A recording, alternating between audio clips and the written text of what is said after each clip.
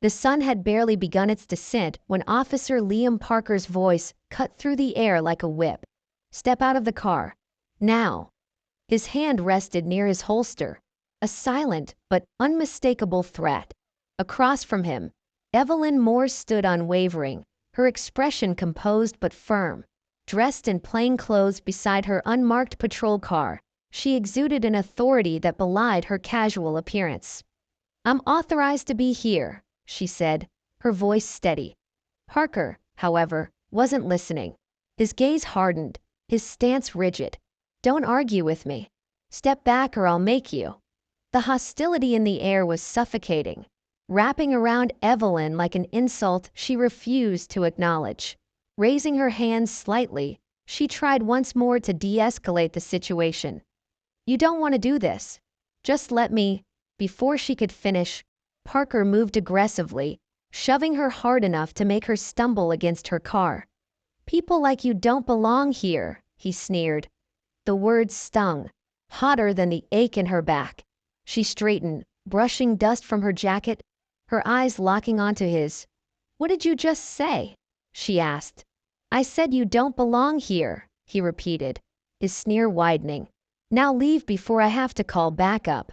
His arrogance was as thick as the tension in the air.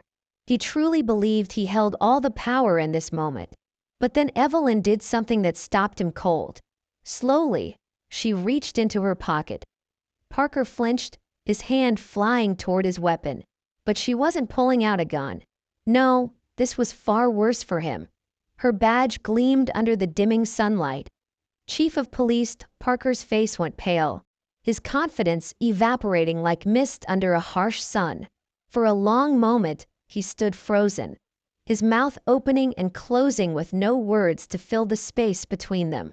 He had just assaulted his superior officer. Evelyn stepped closer, her voice low but razor-sharp. "Let me explain something to you," she said. "I don't answer to you. In fact, you answer to me." Parker's mouth went dry. He fumbled for words, stammering incoherent excuses, but Evelyn wasn't finished. "Do you even know who I am?" she pressed, her tone slicing through his unraveling composure. "Do you have any idea what you've just done?" He had no answer, only silence. But that silence wouldn't last long. The chain reaction this moment set off would shake the entire department. The following morning, the precinct buzzed with attention that clung to the walls like static electricity. Evelyn sat in her office, fingers pressed against her temples as she scanned the report from Internal Affairs. Sleep had been a distant thought the night before. The scene in the parking lot played in an unrelenting loop in her mind. Parker's aggression, his disdain, the sheer audacity of his arrogance. Her door creaked open, and Deputy Chief Nathan Martinez stepped in, his face tight with concern. "Chief," he said cautiously, "we've got a situation brewing. Parker knows what's coming. He's already talking to some of the officers, trying to rally support." Evelyn leaned back in her chair, arms crossing over her chest. Support for what? He violated protocol, assaulted a superior officer. There's no defense for that. Nathan sighed.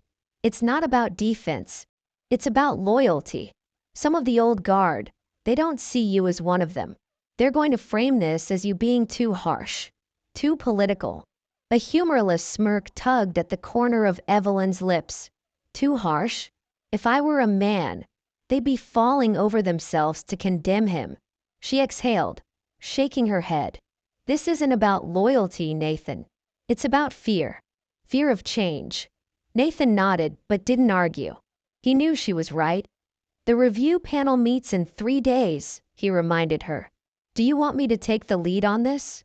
Evelyn shook her head. "No. This is mine to handle." She leveled her gaze. Parker needs to understand that actions have consequences, not just for him, but for everyone who thinks they can operate above the rules. In the locker room, Parker paced like a caged animal, his frustration radiating off him in waves. A few officers loitered nearby, uneasy but not outright dismissive. "You're blowing this out of proportion," Officer Ben Harver said, leaning against a bench. "You didn't know she was the chief." That's not the point, Parker snapped. She wants to make an example out of me. Do you have any idea what this will do to my career? My pension? Ben shrugged. Maybe just apologize. Say it was a misunderstanding. That usually works. Parker stopped pacing, turning to Ben with fire in his eyes. You think this is about an apology? She wants to humiliate me. He clenched his fists. I'm not going to let her win. Evelyn sat in her office, rewatching the footage from the parking lot. Every aggressive motion, every dismissive sneer. It was all there, clear as day. But what haunted her most was the look in Parker's eyes. Not caution, not respect. Disdain.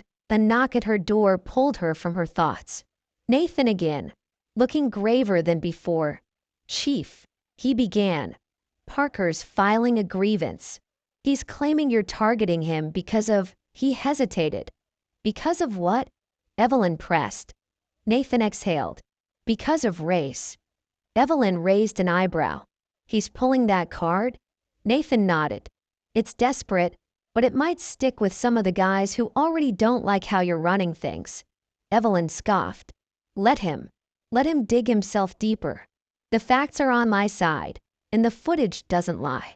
If he wants to turn this into a public spectacle, I'll be ready. By the next day, the whispers had spread beyond the precinct. Union reps were asking questions, and officers were visibly choosing sides. That evening, Evelyn addressed the entire department. I'm sure you've all heard about the incident in the parking lot, she began, her voice steady.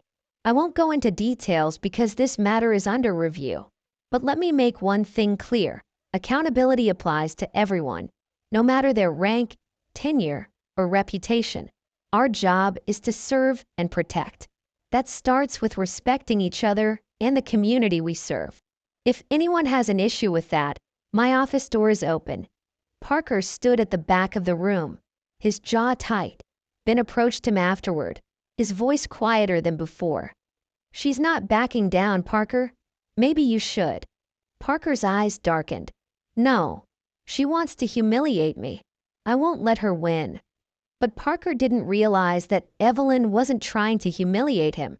She was exposing a culture that had allowed men like him to operate unchecked.